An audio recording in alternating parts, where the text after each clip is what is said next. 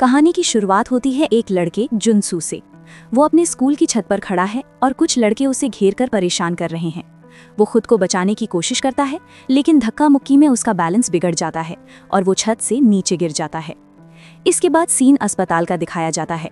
उसके पिता मिस्टर बियोंग जल्दी जल्दी अस्पताल पहुंचते हैं। वो डॉक्टरों से छुपकर अपने बेटे के कमरे में जाते हैं।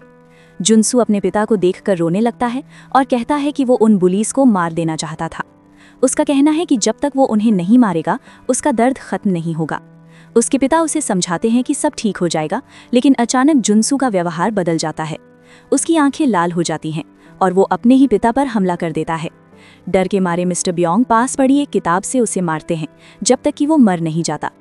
थोड़ी देर बाद मिस्टर बियोंग अस्पताल के गैरेज में अपने बेटे की लाश को एक बैग में छुपाने की कोशिश करते हैं। तभी अचानक जुनसू का हाथ हिलता है। जब वो उसे छूते हैं तो उन्हें पता चलता है कि उनका बेटा अब ज़ॉम्बी बन चुका है। डरकर वो वहां से भाग जाते हैं और अपनी स्कूल हायोसान हाई स्कूल पहुंचते हैं, जहां वो बायोलॉजी टीचर हैं। अब सीन स्कूल की साइंस लैब में शिफ्ट होता है। एक लड़की हियान वहां सो रही होती है। उसके दोस्त उसे छोड़कर जा चुके होते हैं। उसे एक अजीब आवाज़ सुनाई देती है। वो देखती है कि एक पिंजरे में चूहा बंद है। वो उससे खेलने लगती है, लेकिन अचानक चूहा उसे काट लेता है। तभी मिस्टर बियोंग वहां आ जाते हैं। हियान उन्हें बताती है कि चूहे में काट लिया है और वो बाहर जाना चाहती है, लेकिन वो उसे जाने नहीं देते और लैब के अंदर ही बंद कर देते हैं। रात को कुछ स्टूडेंट्स रेस्टोरेंट में बैठकर मिस्टर बियोंग के बारे में बातें करते हैं। वो कहते हैं कि उनका बेटा गायब होने के बाद वो अजीब हो गए हैं और उनसे बदबू आती है। अगली सुबह हमें एन नाम की एक समझदार लड़की दिखाई जाती है। वो अपने पिता के साथ नाश्ता कर रही है, जो एक फायर फाइटर पैरामेडिक हैं। उसके पिता कहते हैं कि पढ़ाई को लेकर ज्यादा तनाव लेने की जरूरत नहीं है। तभी डोरबेल बजती है। दरवाजे पर उनका पड़ोसी चियांग खड़ा होता है, जो एन का अच्छा दोस्त है। उसे एन पसंद है, लेकिन वो अपनी फीलिंग्स छुपाने के लिए उसे चिढ़ाता रहता है। एन और चियांग साथ में स्कूल के लिए निकलते हैं। इसी बीच स्कूल का बुली जुन अपने गैंग के साथ स्कूल के पास एक कंस्ट्रक्शन साइट पर खड़ा है। उसके साथ दो और स्टूडेंट्स यून और चुल भी हैं। जुन उन दोनों पर चिल्लाता है क्योंकि उन्होंने ये मानने से मना कर दिया था कि उन्होंने उसे जुनसू को बुली करते देखा था। यून को बेइज्जत करने के लिए वो उसे कपड़े उतारने पर मजबूर करता है और चुल से कहता है कि वो वीडियो रिकॉर्ड करे। तभी एक स्टूडेंट सू वहां आ जाता है और उन्हें रोकता है। जुन उसका मजाक उड़ाता है। वो कहता है कि सू पहले उनके गैंग में था, लेकिन अब खुद को बहुत अच्छा इंसान समझने लगा है। सू उसकी बातों को नज़रअंदाज करता है। यून और चुल को पकड़कर वहां से ले जाने लगता है, लेकिन जुन उन्हें धमकी देता है कि अगर वो वापस नहीं आए तो वो वीडियो लीक कर देगा। डर के मारे यून और चुल वापस चले जाते हैं। यून सू से कहती है कि अगर वो नहीं जाएगी तो उसकी पूरी जिंदगी बर्बाद हो जाएगी। पहले पीरियड में मिस पार्क क्लास में पूछती हैं कि हियान कहाँ है, क्योंकि वो कल से गायब है। एक स्टूडेंट बताता है कि उसने उसे आखिरी बार साइंस लैब में देखा था। मिस पार्क मिस्टर बियोंग से पूछने जाती है कि क्या उन्होंने हियान को देखा है, लेकिन वो झूठ बोलते हैं और कहते हैं कि नहीं। तभी लैब से अजीब सी आवाज़ आती है, लेकिन वो कह देते हैं कि शायद कोई चूहा होगा। बाद में वो हियान के पास जाते हैं और उसे एक इंजेक्शन लगाते हैं। वो कहते हैं कि इससे इन्फेक्शन धीमा होगा। साथ ही वो सब कुछ अपने लैपटॉप में रिकॉर्ड भी कर रहे होते हैं। अगली क्लास में जब मिस पार्क पढ़ा रही होती है, तभी अचानक हियान दरवाज़ा खोलकर अंदर आती है और ज़मीन पर गिर जाती है। वो कांपते हुए बताती है कि बायोलॉजी टीचर ने उसे बंद किया, इंजेक्शन लगाया और मारने की कोशिश की। मिस पार्क और 3 स्टूडेंट्स, जिनमें एन भी शामिल है, उसे स्कूल की नर्स के पास ले जाते हैं। नर्स नोटिस करती है कि उसकी बॉडी टेम्परेचर बहुत कम है। अचानक हियान एन को काटने की कोशिश करती है, लेकिन सिर्फ उसकी हाथ पर खरोंच लगती है। नर्स एम्बुलेंस बुलाती है और हियान को अस्पताल भेज दिया जाता है। कॉरिडोर में कुछ स्टूडेंट्स बात कर रहे होते हैं कि हियान से भी वैसी ही बदबू आ रही थी जैसी मिस्टर बियोंग से आती है। जब मिस्टर बियोंग लैब में वापस आते हैं और हियान को नहीं पाते तो वो घबरा जाते हैं। मिस पार्क उन्हें प्रिंसिपल के ऑफिस ले जाती हैं और बताती हैं कि हियान को एम्बुलेंस ले गई है और उन्होंने पुलिस को भी बुला लिया है, लेकिन मिस्टर बियोंग कहते हैं कि हियान को क्वारंटीन करना ज़रूरी है। पुलिस आती है और उन्हें गिरफ्तार कर लेती है। अस्पताल में जिस नर्स ने हियान का इलाज किया था उसे अजीब महसूस होने लगता है। उसे याद आता है कि इंजेक्शन देते समय उसे काट लिया गया था। कुछ ही देर में वो ज़ॉम्बी में बदल जाती है। एक स्टूडेंट उसे अजीब हरकत करते देख वीडियो बनाने लगता है, लेकिन वो उसके दोस्त पर हमला कर देती है और उसे काट लेती है। वो भी गिरकर ज़ॉम्बी बन जाता है। इन्फेक्शन तेजी से फैलने लगता है। स्कूल में हर तरफ अफरा तफरी मच जाती है। स्टूडेंट्स एक दूसरे को काटने लगते हैं। कुछ खिड़कियों से कूद जाते हैं। पूरा माहौल बेकाबू हो जाता है। इसी बीच युन छत पर खड़ी होकर अपनी जान देने की कोशिश कर रही होती है। चुल उसे रोकने की कोशिश करता है, लेकिन तभी वो नीचे देखते हैं कि स्टूडेंट्स आपस में लड़ रहे हैं, चिल्ला रहे हैं और खिड़कियों से कूद रहे हैं। स्कूल की कैफेटेरिया में एन चियांग से कहती है कि उसे सू पसंद है। ये सुनकर चियांग चौंक जाता है, क्योंकि वो खुद एन से प्यार करता है। तभी अचानक कुछ संक्रमित स्टूडेंट्स कैफेटेरिया में घुस आते हैं और सबको दौड़ाने लगते हैं। उसी समय स्कूल का प्रिंसिपल सभी टीचर्स की मीटिंग बुलाता है। वो गुस्से में है क्योंकि किसी स्टूडेंट ने पुलिस को फोन करके स्कूल में ज़ॉम्बी होने की बात कहती है। वो टीचर्स को डांटता है कि उन्होंने स्टूडेंट्स के फ़ोन जब्त क्यों नहीं किए। जब पुलिस का कॉल आता है तो वो साफ मना कर देता है कि स्कूल में ऐसा कुछ भी नहीं हो रहा।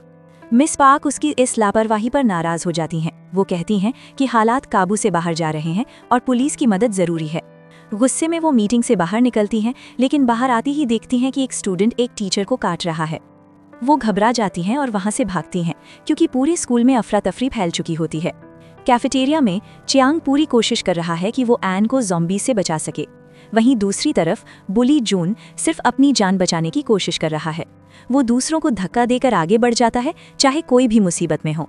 चियांग एन का हाथ पकड़ता है और दोनों खिड़की से बाहर निकल जाते हैं। लेकिन बाहर भी हालात खराब हैं। स्कूल का हर कोना ज़ॉम्बीज से भरा हुआ है। वो फिर से बिल्डिंग के अंदर भागते हैं। रास्ते में एक ज़ॉम्बी चियांग पर हमला करने की कोशिश करता है, लेकिन एन उसे खींचकर बचा लेती है। काफ़ी मुश्किल से वो अपने क्लासरूम तक पहुंचते हैं, जहां कुछ स्टूडेंट्स पहले से छिपे हुए हैं। थोड़ी देर बाद 2 और स्टूडेंट्स खिड़की से अंदर आते हैं। वो डरे हुए हैं और उन्हें समझ नहीं आ रहा कि बाहर क्या हो रहा है। इसी बीच मिस्टर ब्योंग पुलिस स्टेशन में पूछताछ के लिए बैठे हैं। डिटेक्टिव जे उन पर अपने बेटे को मारने का आरोप लगाता है। मिस्टर ब्योंग मान लेते हैं कि उन्होंने अपने बेटे को गायब बताया था ताकि सच छुपा सके। वही एकमात्र इंसान है जिन्हें पूरी सच्चाई पता है। अस्पताल में हैन को दिया गया इंजेक्शन असर खो देता है। वो पूरी तरह ज़ॉम्बी बनकर डॉक्टर और नर्स पर हमला कर देती है। वहाँ भी इन्फेक्शन तेजी से फैलने लगता है। स्कूल में स्टूडेंट्स पुलिस को फ़ोन करने के लिए एक मोबाइल ढूंढ रहे होते हैं। उन्हें एक बैग में फ़ोन मिल जाता है, जिसे एक लड़की ने पहले टीचर को नहीं दिया था। चियांग पुलिस को कॉल करता है और बताता है कि स्कूल में जिंदा लाशें घूम रही हैं। शुरू में पुलिस यकीन नहीं करती, लेकिन उसी स्कूल से कई कॉल आने लगते हैं। थोड़ी देर बाद मिस्टर कैंग नाम के एक टीचर क्लास में आते हैं और कहते हैं कि दरवाज़ा अच्छे से लॉक कर लो, लेकिन एन उनकी हाथ पर काटने का निशान देख लेती है। वो पूछती है तो वो घबराकर मना कर देते हैं कि किसी ने उन्हें नहीं काटा। स्टूडेंट्स डर जाते हैं और उनसे कमरे से बाहर जाने को कहते हैं। तभी उनमें इन्फेक्शन के लक्षण दिखने लगते हैं। वो अचानक एक लड़की पर झपट पड़ते हैं और उसे काट लेते हैं। वो लड़की भी कुछ ही सेकंड में ज़ॉम्बी बन जाती है। क्लास में फिर से अफरा तफरी मच जाती है। किसी तरह सब दरवाज़ा खोलकर बाहर भागते हैं, लेकिन बाहर भी ज़ॉम्बीज रास्ता रोक लेते हैं। भागते हुए वो साइंस लैब में घुस जाते हैं और जल्दी जल्दी दरवाजे और खिड़कियां बंद कर देते हैं। भाग दौड़ में एन का फ़ोन गिर जाता है। एन को शक होता है कि ना नाम की लड़की ने फ़ोन छुपा लिया है, लेकिन वो मना कर देती है। तभी एन को याद आता है कि सू उनके साथ नहीं है। वो चियांग से पूछती है तो वो कहता है कि सू कुछ देर पहले उनके पीछे ही था, लेकिन अब पता नहीं कहाँ गया। इसी दौरान एन की एक करीबी दोस्त अचानक ज़ॉम्बी में बदलने लगती है। सब लोग कहते हैं कि उसे बाहर कर दो, लेकिन एन अपनी दोस्त को छोड़ने से मना कर देती है। अचानक वो दोस्त चियांग पर हमला करती है। मजबूरी में चियांग उसे खिड़की से बाहर धक्का दे देता है। एन उसका हाथ पकड़ने की कोशिश करती है और रोने लगती है, क्योंकि उसे उनके साथ बिताए पल याद आने लगते हैं। लेकिन आखिर में चियांग उसका हाथ छुड़वा देता है और एन को उसे छोड़ना पड़ता है। दूसरी तरफ जुन अभी भी स्कूल की कैफेटेरिया में छिपा हुआ है। जिन 2 स्टूडेंट्स को उसने पहले बुली किया था वो अब छत पर हैं। एक और ग्रुप बाथरूम में छिपा हुआ है। वहीं सू अकेले 8 क्लासरूम में छिपा है। चियांग तय करता है कि अब उन्हें यहाँ से निकलना होगा। वो कहता है कि लैब में रहना खतरनाक है, इसलिए सबको जर्नलिज्म रूम में शिफ्ट होना चाहिए। वो प्लान बनाता है कि खिड़की से फायर होज के सहारे नीचे उतरेंगे। सब लोग होज को कसकर बांधते हैं और एक एक करके नीचे उतरना शुरू करते हैं। नीचे पहुंचने पर उन्हें मिस पार्क मिलती है। सभी सुरक्षित नीचे आ जाते हैं, बस एन और चियांग ऊपर रह जाते हैं। चियांग एन से कहता है कि उसे जिंदा रहना होगा, उन लोगों के लिए जो उससे प्यार करते हैं। एन कहती है कि उसने सब खो दिया है, अपनी दोस्त और सू को। उसे अब जीने की कोई वजह नहीं दिखती। तब चियांग उसे उसके पिता की याद दिलाता है और कहता है कि उसे उनके लिए जिंदा रहना चाहिए। आखिरकार एन मान जाती है और नीचे उतर जाती है। अब चियांग नीचे आने ही वाला होता है कि तभी दरवाज़ा टूट जाता है और ज़ॉम्बीज़ अंदर घुस आते हैं। वो मजबूरी में खिड़की से कूद जाता है, क्योंकि ज़ॉम्बीज़ उसके पीछे पड़ चुके होते हैं। उसी समय सू भी आर्ट रूम से बाहर निकलने की कोशिश करता है। वो खिड़की से बाहर चढ़ता है और नीचे चियांग को संघर्ष करते देख उसकी मदद के लिए दौड़ पड़ता है। ऊपर खड़ी एन चिल्लाती है कि खिड़की बंद कर दो वरना ज़ॉम्बीज अंदर आ जाएंगे, लेकिन बाकी स्टूडेंट्स को लगता है कि वो सिर्फ अपनी जान बचाने की सोच रही है, इसलिए कोई उसकी बात नहीं मानता।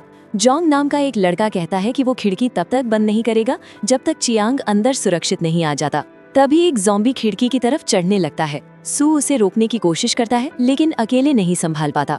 जोंग उसकी मदद करता है और दोनों मिलकर ज़ॉम्बी को नीचे गिरा देते हैं। तभी एन देखती है कि जोंग की नाक से खून बह रहा है, जो इन्फेक्शन का संकेत हो सकता है।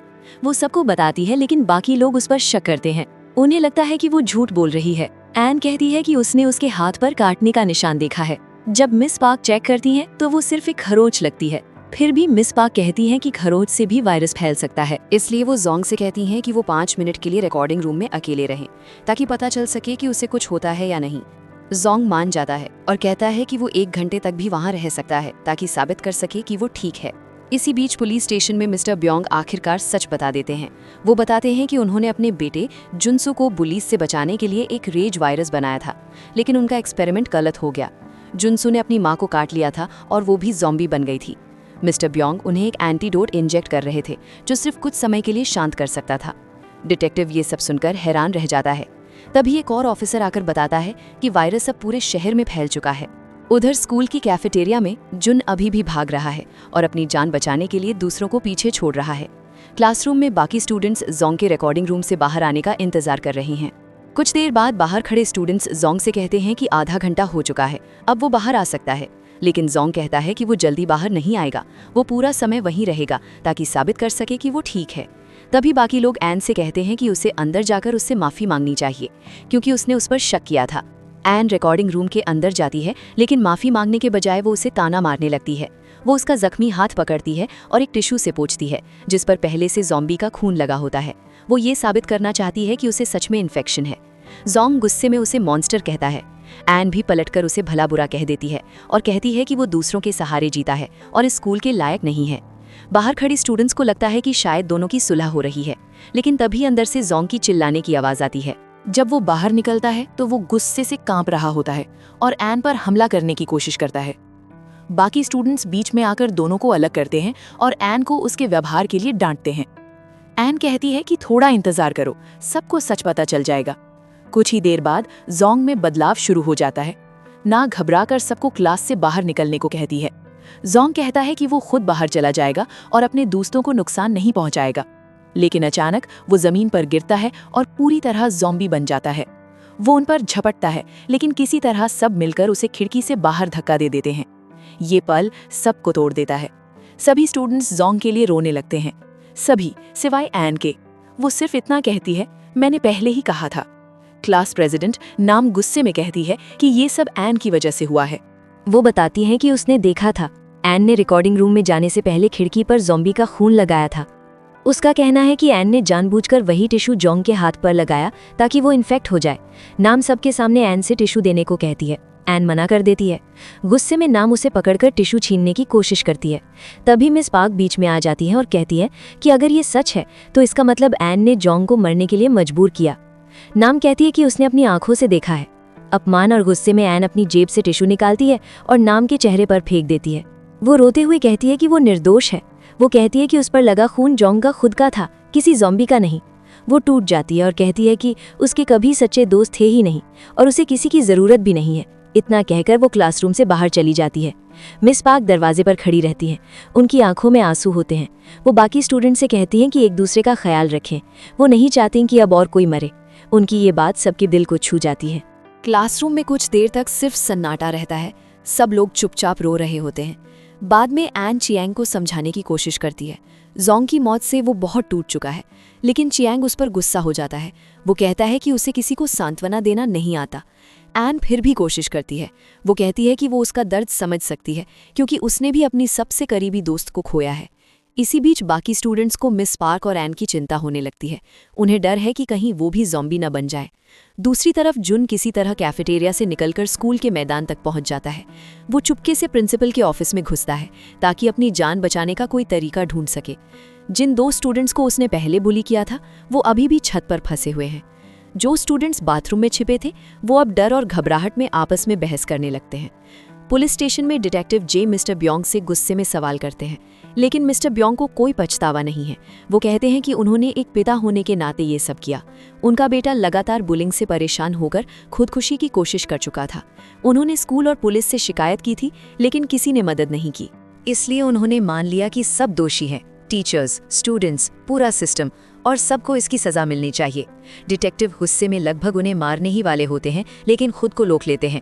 वो कहते हैं कि दुनिया बदलने के चक्कर में उन्होंने सबको मार डाला। वो इलाज के बारे में पूछते हैं, लेकिन मिस्टर ब्योंग कहते हैं कि इसका कोई इलाज नहीं है। तभी बाहर से अजीब आवाज़ें आने लगती हैं। डिटेक्टिव दरवाज़ा खोलते हैं और देखते हैं कि ज़ॉम्बीज़ ने पुलिस स्टेशन को भी घेर लिया है। शुरू में मिस्टर ब्योंग कड़वाहट से हंसते हैं, लेकिन फिर डर और पछतावा उन पर हावी हो जाता है। वो डिटेक्टिव की मदद करने की कोशिश करते हैं, लेकिन खुद काट लिए जाते हैं। मरने से पहले वो कहते हैं कि शायद इलाज उनके लैपटॉप में हो, जो स्कूल की साइंस लैब में छिपा है। अगली सुबह स्कूल में बचे हुए स्टूडेंट्स थके हुए उठते हैं। बाथरूम में छिपा ग्रुप तय करता है कि वो अब और इंतजार नहीं कर सकते। कोई मदद आने वाली नहीं है, उन्हें खुद ही बाहर निकलना होगा। उनमें से एक लड़की कहती है कि वो पहले अपने भाई को ढूंढेगी। उधर छत पर यून और चुल अभी भी जिंदा हैं। चुल उसे बताता है कि जुन ने उसका वीडियो सुबह 9 बजे ऑटो अपलोड पर सेट कर दिया है। वो पहले जुन को पैसे देकर वीडियो रुकवाने वाला था, लेकिन अब हालात बदल गए हैं। ये सुनकर यून रो पड़ती है और गुस्सा होती है कि उसने उसे पहले क्यों नहीं बताया। चुल कहता है कि वो चुपचाप मामला सुलझाना चाहता था, लेकिन इस आउटब्रेक ने सब बिगाड़ दिया। टूटी हुई यून फिर से अपनी जान लेने की कोशिश करती है, लेकिन चुल उसे रोकता है और कहता है कि उसके मरने से वीडियो रुक नहीं जाएगा, उसकी माँ फिर भी देख लेगी। यून आंसू पोंछती है और फैसला करती है कि अब सिर्फ एक ही रास्ता है, उसे जुन का फ़ोन ढूंढकर वीडियो डिलीट करना होगा, इससे पहले कि वो अपलोड हो जाए। वो चुल से साथ चलने को कहती है और उसे याद दिलाती है कि उस दिन उसने ही वीडियो रिकॉर्ड किया था। चुल कांपने लगता है। वो कहता है कि उसने ये सब मजबूरी में किया था और अब वो जाने से मना कर देता है। यून अकेले ही निकल जाती है। टीचर के ऑफिस तक पहुंचते पहुंचते ज़ॉम्बीज उसे कई बार काट लेते हैं, फिर भी वो रुकती नहीं। खून से लथपथ हालत में वो दरवाजा तोड़कर अंदर घुसती है और जुन का फ़ोन ढूंढने लगती है। उधर ब्रॉडकास्ट रूम में बैठे बच्चे फिर से पुलिस से संपर्क करने का सोचते हैं। चियांग कहता है कि टीचर ऑफिस में फ़ोन ज़रूर होगा और वो जाने के लिए तैयार हो जाता है। एन उसे रोकने की कोशिश करती है, लेकिन सीधे नहीं कहती। उसकी आवाज़ से साफ लगता है कि वो डर रही है। आखिरी समय पर सू भी उसके साथ जाने का फैसला करता है। जब दोनों ऑफिस पहुंचते हैं तो देखते हैं कि यून आधी ज़ॉम्बी बन चुकी है और सारे फ़ोन तोड़ रही है। चियांग एक फ़ोन उठाने ही वाला होता है कि यून उस पर झपटती है। सू उसे धक्का देकर चियांग को बचाता है। दोनों अलग अलग रास्तों से भाग जाते हैं। इधर प्रिंसिपल के ऑफिस में जून सभी ज़ॉम्बीज़ को मार चुका है। प्रिंसिपल जो छिपा हुआ था बाहर आकर उससे गाड़ी की चाबी लाने को कहता है। जुन मना कर देता है और उस पर ही चाकू तान देता है। तभी चियांग वहां पहुंचता है और देखता है कि जुन ने प्रिंसिपल को मार दिया है। प्रिंसिपल खून से लथपथ मदद मांगता है, लेकिन जुन कहता है कि उसने सेल्फ डिफेंस में किया। चियांग फ़ोन निकालकर कहता है कि वो सब रिकॉर्ड करेगा और सच सबको दिखाएगा। वो जुन से कहता है कि एक बार सही काम कर ले, लेकिन जुन फिर से प्रिंसिपल को चाकू मार देता है और चियांग पर हमला कर देता है। चियांग किसी तरह बचकर भाग जाता है। जुन उसके पीछे पीछे लाइब्रेरी तक पहुंच जाता है। वो फ़ोन मांगता है, लेकिन चियांग मना कर देता है और उसे कातिल कहता है। कोने में फंसा जुन पागलपन में खुद को ज़ॉम्बी से कटवा लेता है ताकि उसे और ताकत मिल सके। उसकी आंखें लाल हो जाती हैं। वो चियांग को धमकाता है कि अगर जिंदा रहना है तो उससे रहम की भीख मांगे, लेकिन चियांग हार नहीं मानता। वो भारी चीज उठाकर फ़ोन जुन की आंख पर दे मारता है। जुन चीखते हुए गिर जाता है। उसी वक्त ज़ॉम्बीज उस पर टूट पड़ते हैं। जुन जमीन पर गिरा हुआ मदद की भीख मांगता है। वो चियांग से कहता है कि उसे बचा ले, लेकिन चियांग बिना पीछे देखे वहां से निकल जाता है। जुन की चीखें धीरे धीरे बंद हो जाती हैं। मरने से पहले वो आखिरी बार धमकी देता है कि अगर वो वापस भी आया तो चियांग को नहीं छोड़ेगा। चियांग वेंटिलेशन शाफ्ट में छिप जाता है। वो थका हुआ है और डर से कांप रहा है। वो इमरजेंसी कॉल करने की कोशिश करता है, लेकिन नेटवर्क पूरी तरह बंद है। उसे समझ आता है कि उसकी सारी कोशिश बेकार गई। अंधेरे में बैठकर वो चुपचाप रो पड़ता है। उधर बाथरूम से निकले स्टूडेंट्स नर्स के ऑफिस तक पहुंच जाते हैं। वे कंप्यूटर ऑन करके बाहर की दुनिया से संपर्क करने की कोशिश करते हैं, लेकिन अचानक इंटरनेट बंद हो जाता है। लैंडलाइन भी काम नहीं करती।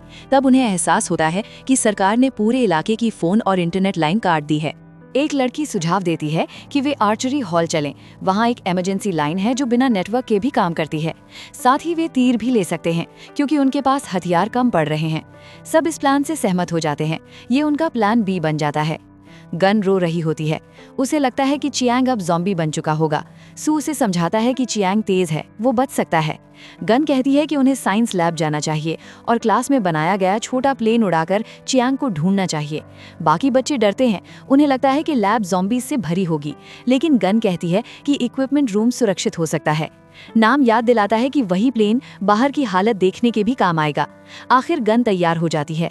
जुनियांग भी उसके साथ जाने को कहता है क्योंकि प्लेन के लिए कुछ पार्ट्स लाने होंगे जो अकेले नहीं लाए जा सकते। सू खुद जाना चाहता है, लेकिन गन उसे रोक देती है। वो कहती है कि वो पहले ही काफी रिस्क ले चुका है।